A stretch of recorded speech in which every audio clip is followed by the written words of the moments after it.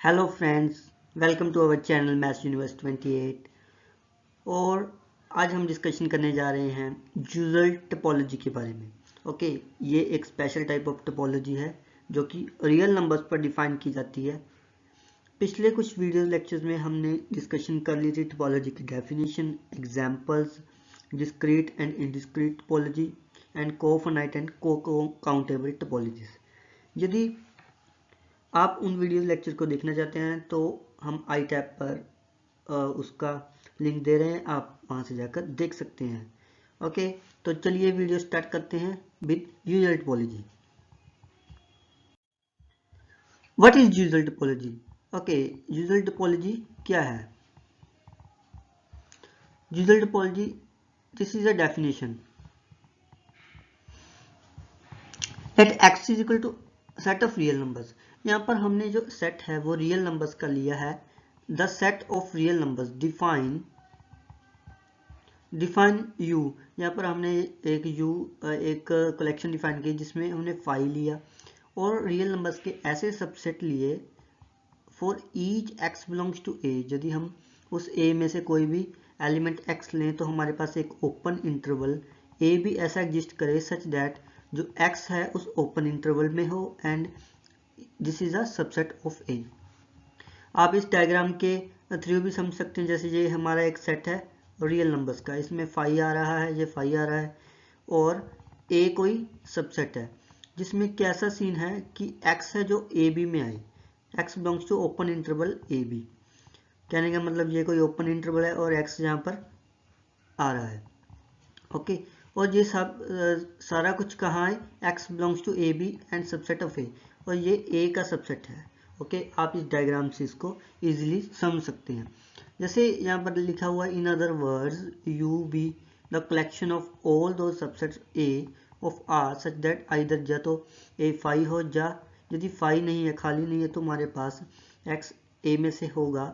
There exist open interval A B such that x belongs to AB and subset of A.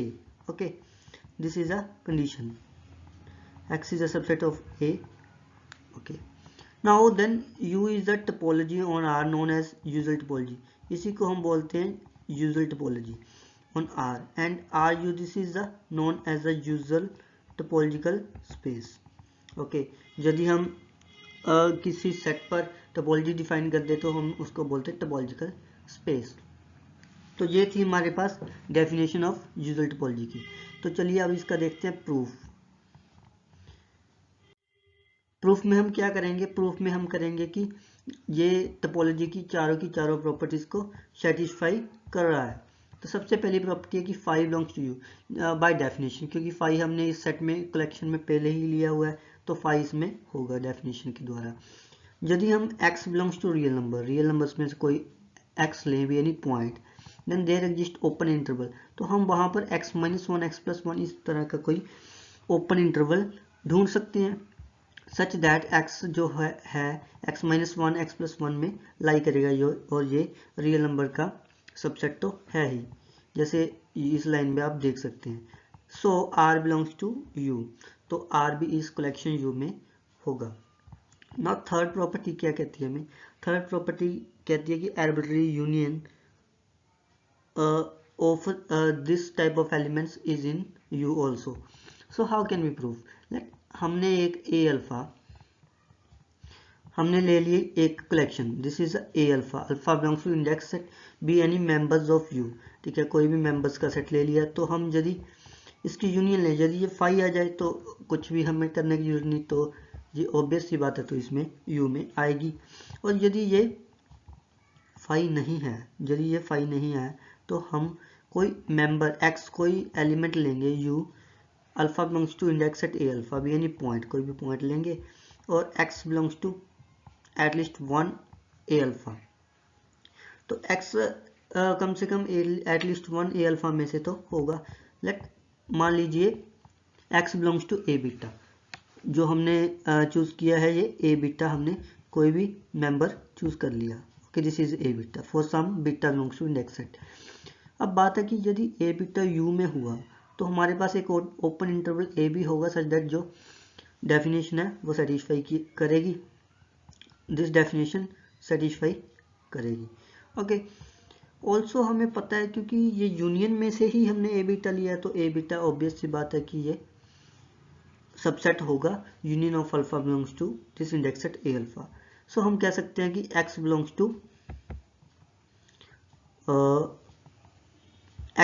To A B as subset of union of alpha belongs to this. Okay, so J वाली condition हमने बनानी थी, ये वाली condition हमारे पास बन गई है। तो हम कह सकते हैं यदि ये यूनियन है जो ये भी यू में लाई करेगी। तो ये तो हमारे पास होगी थर्ड कंडीशन, जिसमें हमने आर्बिट्ररी यूनियन को उस कलेक्शन यू में दिखाना था। अब हमारे पास आखिरी कंडीशन बची है जिसमें हमने फाइनाइट इंटरसेक्शन को भी यू में उस कलेक्शन में दिखाना है। तो कैसे करेंगे हम? यहाँ पर हमने A1 A2 दो मेंबर्स ले लिए यू के। ओके, यदि then we have the following cases, इस वक्त हमारे पास दो केसेस बनेंगे। कौन कौन से? यदि ये A1 फाई है और A2 भी फाई है, दोनों ही खाली हैं, तो इंटरसेक्शन भी ऑब्वियस है फाई ही होगी। और इंटरसेक्शन फाई है तो फाई तो हमारे पास इस सेट में है, सो हम कह सकते हैं कि इंटरसेक्शन यू में होगी।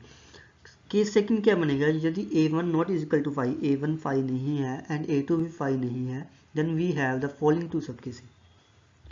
यदि ये दोनों फाई नहीं है, ऐसा हो सकता है कि इनकी इंटरसेक्शन फाई हो, ऐसा भी हो सकता है कि इनकी इंटरसेक्शन फाई ना हो। तो इसके दो सब केस बना लिए। सब केस फर्स्ट में कहा गया है कि if intersection is equal to phi, यदि फाई है तो फिर ये यू में लाई कर जाएगा, और यदि इंटरसेक्शन फाई नहीं है तो हमारे पास कोई पॉइंट x होगा A1 इंटरसेक्शन A2 में, कोई ना कोई पॉइंट होगा क्योंकि ये फाई नहीं है, बी एनी पॉइंट। तो यदि इंटरसेक्शन में है तो हमारे पास x A1 में भी होगा और x A2 में भी होगा। एस A1 A2 क्योंकि ये दोनों मेंबर्स तो हमने U में से लिए हैं, सो हमारे पास वो उसकी डेफिनेशन के according there exist open intervals A B and C D. ठीक है, A B and C D open intervals होंगे such that x belongs to A B. ये वाली कंडीशंस कौन कौन सी मैंने बताई है आपको? ये वाली condition and this one condition, ये वाली दोनों कंडीशंस होल्ड करेंगी डेफिनेशन के अकॉर्डिंग। तो हम कह सकते हैं कि अब हमने लेना है इनकी intersection. Okay, x belongs to, okay this is we are taking intersection. देखिए अब हमारे पास क्वेश्चन उठता है कि हम इनकी A B and C D इन ओपन इंटरवल्स की इंटरसेक्शन कैसे फाइंड करें। इसके लिए देखिए आप पहले इस एग्जाम्पल से समझिए। जैसे देखिए मैंने लिया 1 5 एंड 4 9, इन दोनों इंटरवल्स की इंटरसेक्शन लेनी है। कैसे आएगी? मैंने किया पर सबसे पहले maximum of 1 and 4, 1 this 1 and 4, इनका मैक्सिमम लिया तो 4 आया, इनका minimum 5 and 9, this 5 and this 9। यदि हम ले तो हमारा पास इनका मिनिमम 5 आएगा, तो हमने 4 एंड 5 जो है इंटरसेक्शन में आ गया। ऐसे ही यदि हम A B and C D दो मेंबर्स लें, A B and C D, तो हमारे पास उनका मैक्सिमम अल्फा मान ले हैं और मिनिमम को बीटा मान रहे हैं, तो हमारे पास इंटरसेक्शन में क्या आ गया? अल्फा बीटा, यहाँ पर लिखा हुआ जैसे। अब आपके मन में ये क्वेश्चन पैदा हो रहा होगा कि इसमें हमने कुछ ना कुछ कॉमन लिया है, यदि इनमें कुछ भी कॉमन ना हो तो क्या होगा? लेकिन देखिए यहाँ पर हमने मान लिया है कि A1 intersection A2 not is equal to phi, ये कॉमन सॉरी फाई नहीं होना चाहिए, इसमें कुछ ना कुछ कॉमन आएगा। ओके, तो इसी तरह देन AB इंटरसेक्शन CD है, हमारे पास अल्फा बीटा आ गया। Thus there exists open interval alpha beta such that x belongs to alpha beta subset of A1 intersection A2। तो हमारे पास ये कंडीशन बन गई। ये कंडीशन बन गई तो हमारे पास A1 इंटरसेक्शन A2 है, जो A1 इंटरसेक्शन A2 है जो U में लाई कर जाएगा, तो हमारे पास एक टोपोलॉजी ऑन R बन जाएगी। ओके, ये था हमारे पास usual topology. This is very important topology, इस जिसका प्रूफ किया हमने। सो यही था हमारा आज का video. So thank you so much. यदि आपने हमारी पिछली वीडियोस नहीं देखी है तो आप जाकर देख सकते हैं। So thank you so much again.